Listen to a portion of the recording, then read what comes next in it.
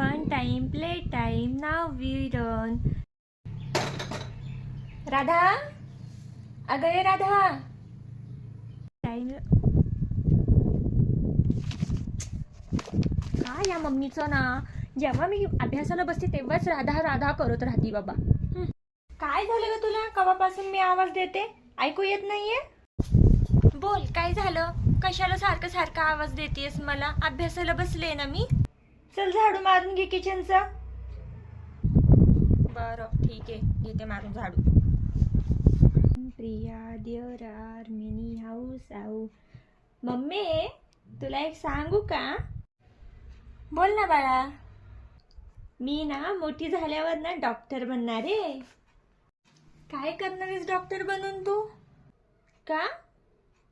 अगं तू एक मुलगी आहेस. मग काय झालं? मुलगी आहे तर काय मी काय बनू नाही शकत का? काय करणार आहेस बाळा तू शिकून? अगं आता तुझं लग्नाचं बघतोय आम्ही. आता तुझं लग्न करणार, मस्त आम्हाला नातू वगैरे खेळू घालणार आहेस ना तू? हां, मला पण माझे नातू बघायचे आहेत. मग आता तुझं लग्न लावून देऊ आम्ही. मस्त आपल्या घरी जाऊन तू संसार करशील. अभ्यास करून काय भेटणार आहे बाळा तुला? याचा अर्थ मी कधीच डॉक्टर बनू शकणार नाही.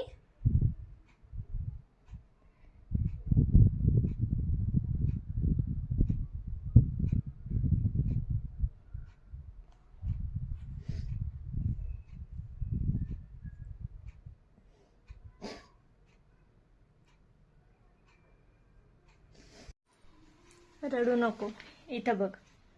माझी इच्छा आहे का की मी तुझं लग्न करून द्यावं? तू बघत आहेस ना की ह्या समाजामध्ये काय चालू आहे.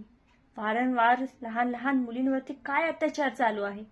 मला असं वाटणार आहे का बाळा, माझी मुलगी ह्या सगळ्या कृतज्ञतेमध्ये मला बोलतानाही नको वाटते ग.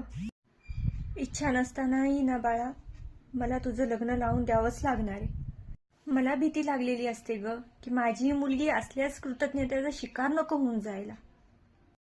प्रत्येक वेळेस समाजाचा विचार करून मुलींचं शिक्षण का ओढून घेतलं जातं? आम्ही मुली आहेत याचा अर्थ आम्हाला जगण्याचा हक्क नाहीये का?